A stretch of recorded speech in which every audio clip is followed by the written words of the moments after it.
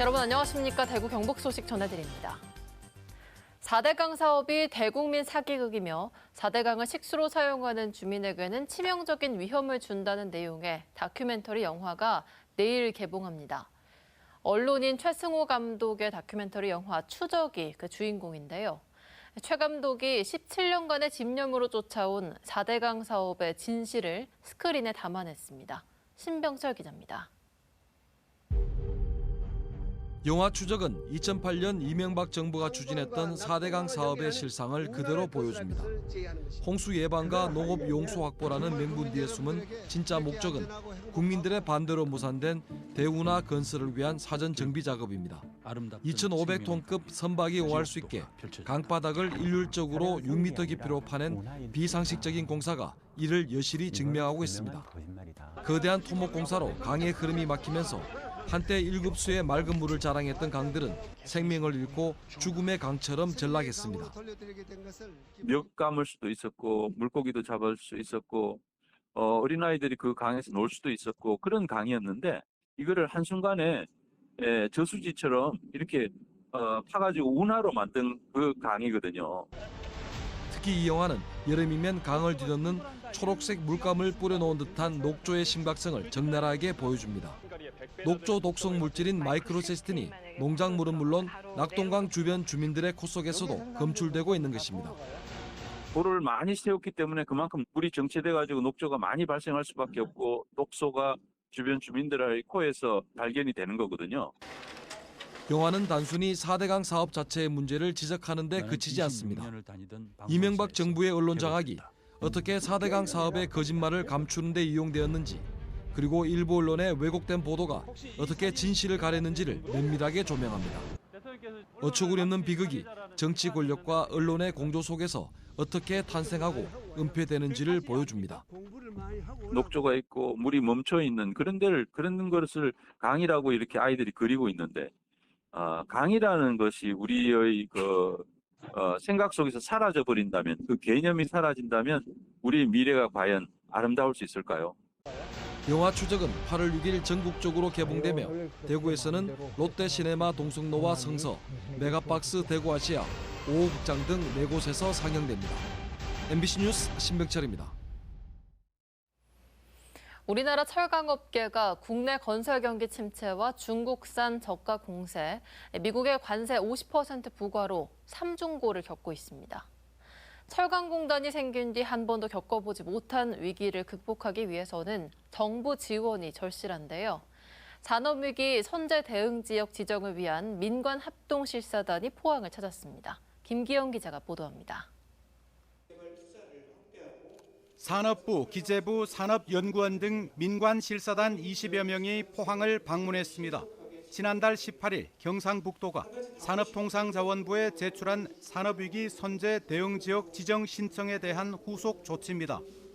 정부와 국회가 특별한 관심을 가지고 철강업을 보호하고 국제 경쟁력을 가질 수 있도록 여러 가지 제도적 뒷받침을 하는 것이 시급하다고.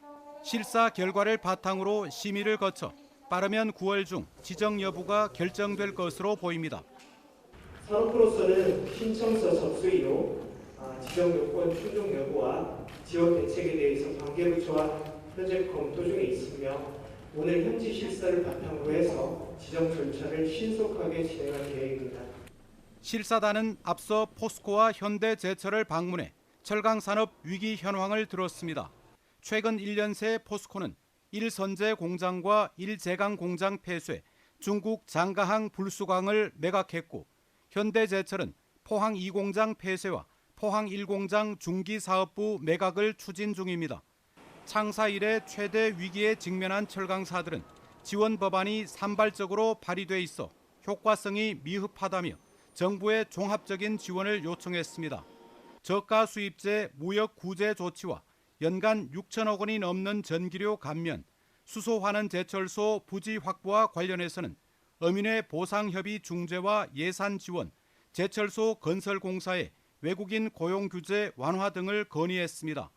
산업위기 선제 대응 지역으로 지정되면 금융재정 지원, 연구개발 지원, 국내 판매 및 수출 지원, 고용 안정 지원 등 혜택이 있습니다.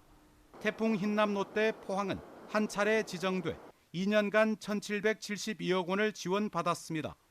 대한민국 고도 성장의 요람인 철강산업단지가 55년 만에 공장 가동률이 76%까지 떨어지면서 포항 인구는 만여 명 가까이 줄고 중소기업 소상공인은 폐업으로 내몰리고 있어 정부의 특단의 지원책이 필요합니다. MBC 뉴스 김기영입니다. 산불 피해 보상으로 임업인들에게 최대 1억 원을 주는 사업이 있습니다. 사업 참여 희망자가 많을 것 같지만 신청률이 40%도 안 됩니다. 이유가 뭔지 이도훈 기자가 취재했습니다. 경북 산불 피해 5개 시군에서 전국 송이 절반 가까이가 생산돼 왔습니다. 한 달 뒤면 가을에 진미 송이를 채취할 시기지만 올해는 어림도 없습니다. 소나무하고 공생하는데 소나무 뿌리 보면은 다 죽었습니다. 지난 3월 산불로 잃은 경북 북부의 송이산은 9만 9천여 헥타르로 피해액이 108억여 원이 넘습니다. 불탄 숲에서 소나무가 자라기까지 반세기가 걸리는 만큼 고령인가의 소득 보전이 시급하다는 지적이 나왔습니다. 정부는 송이를 대체할 작물 조성을 돕겠다며 300억 원이 넘는 예산을 편성했지만 현장의 반응은 싸늘하기만 합니다. 임가당 최대 1억 원을 지원하는데도 전체 피해 임가의 참여율이 40%도 채 되지 않습니다. 산불 피해 송이 재배지와 소나무 반출 금지 구역 대다수가 겹치는 탓에 벌채한 피해목을 파쇄해 외부로 운반해야 하는데 이를 사비로 해결해야 하기 때문입니다. 4헥타를 초과하는 것은 1억 원까지 지원이 됩니다. 종자 구입이라든지 관수시설, 버섯 재배사, 저온 저장고, 또 피해지 벌채 이런 사업을 할 수 있습니다. 고령 인가는 복구를 아예 포기합니다. 이제는 나이가 많고 해서 못 뺍니다. 못 빼고 돈도 없고 지금 젊은 사람도 이 벼락하면 못 뺍니다. 비교적 젊은 임업인들은 사업 신청은 해뒀지만 소득을 당장 기대할 수는 없다고 토로합니다. 더덕이라든지 도라지, 기타 품목들이 전부 다 보통 3년에서 4년 장기적인 그런 품목들인데 나무보다야 물론 단기적인 임산물입니다. 그렇지만 그 소득이 날 때까지만이라도 좀 지원이 되었으면 하는 바람입니다.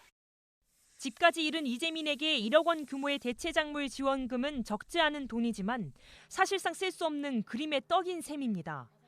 대형 산불이 매년 반복되고 있는 가운데 산불 피해 임업인들에게 소득 지원책이 실질적인 도움을 줄 수 있도록 좀 더 촘촘한 설계가 필요해 보입니다.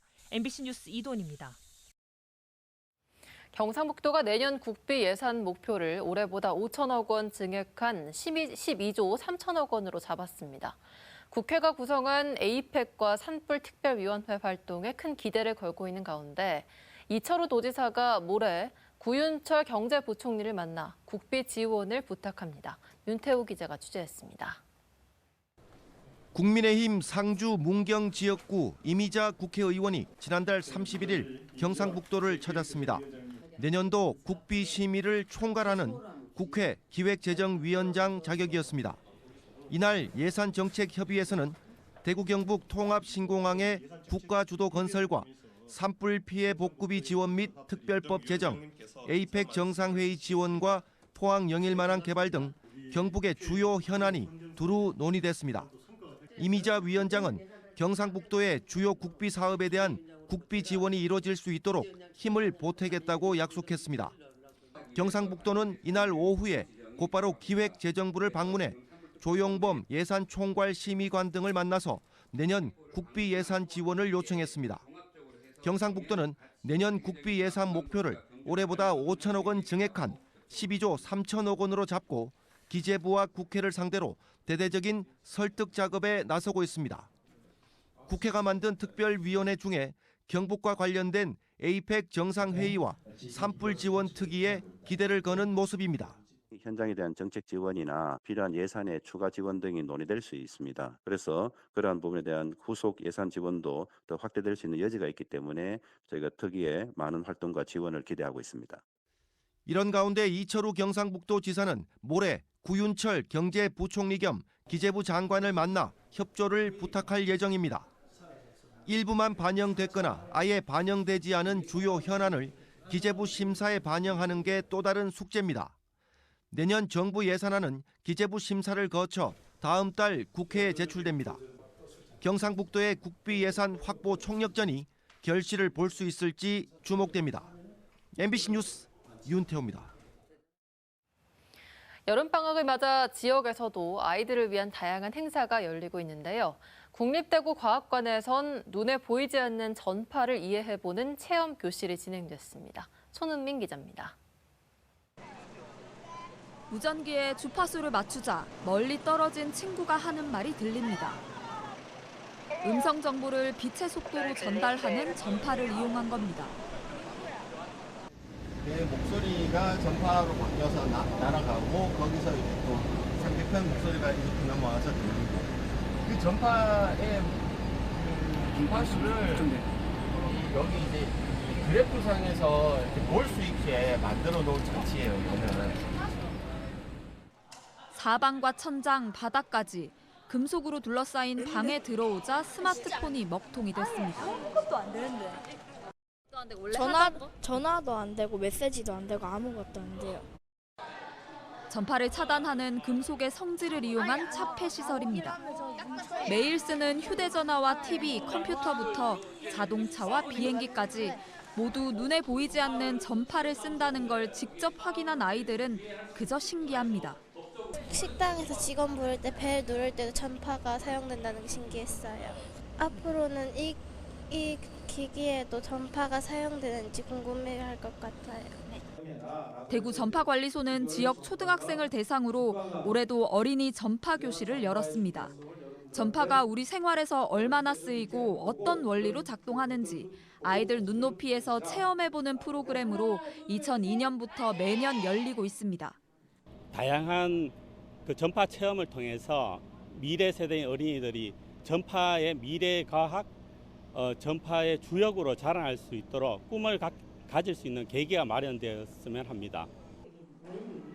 전파관리소는 국립대구과학관, 한국방송통신전파진흥원 등과 함께 앞으로도 전파 관련 다양한 프로그램을 열 계획입니다. MBC 뉴스 손은민입니다. 지난 3일 공장 직원 1명이 숨진 영천시 화장품 원료 제조 공장 화재에 대한 합동 감식이 오늘 진행됐습니다. 경북경찰청과 경북소방본부는 오늘 오전 국립과학수사연구원, 가스안전공사, 전기안전공사, 대구지방고용노동청 등과 함께 합동감식을 벌였습니다. 이들은 공장동 2층에서 가스가 노출돼 폭발한 것으로 보고 폭발 과정 등을 살펴보고 있습니다. 또 화재 당시 공장에 안전상 문제가 있었을 것으로 보고 동료 작업자 등을 조사하고 있습니다. 대구 안전생활실천 시민연합은 오늘 성명을 내고 노곡동 침수 사고는 총체적 관리 부실에 의한 명백한 인재라며 책임자를 징계하고 피해 주민에 대한 보상을 신속히 진행해야 한다고 요구했습니다. 또 배수시설 관리 주체가 대구시와 북구청으로 나누어진 탓에 책임 있게 운영되지 않은 것이 사고의 본질이라며 통합 운영 체계를 구축해야 한다고 주장했습니다. 대구시가 꾸린 민간조사단은 어제 노곡동 침수 당시 직관로 수문이 고장난 채 방치되고 배수로 제진기가 제대로 작동하지 않았다고 발표했습니다. 대구 기초의회 의장단이 집중호우 당시 워크숍을 떠난 것과 관련해 사과했습니다. 대구광역시 구군의회 의장협의회는 조규화 회장 명의로 사과문을 내고 산불 피해를 겪은 영덕의 지역 상권을 지원하자는 취지로 워크숍을 진행했으나 집중호우로 인해 대구 시민들이 겪은 아픔을 심사숙고하지 못했다고 밝혔습니다. 앞서 대구시 구군의회 의장단은 하루 100mm가 넘는 집중호우로 대구 북구 등에서 침수 피해가 발생했던 지난달 17일 영덕으로 1박 2일 워크숍을 떠나 비판을 받았습니다. 청년 최고위원으로 출마한 우재중 국회의원은 오늘 국민의힘 대구시당에서 기자회견을 열고 민주당은 소비 쿠폰 같은 단기적인 성과에만 집착하는 정당이라며 국민의힘은 청년의 미래를 지키는 정당이 돼야 한다고 밝혔습니다. 윤 전 대통령 관저 앞에 나간 국회의원 45명에 대해 오 의원은 여당을 견제하기 위해 출당시키는 것은 현실적이지 않다고 말했습니다.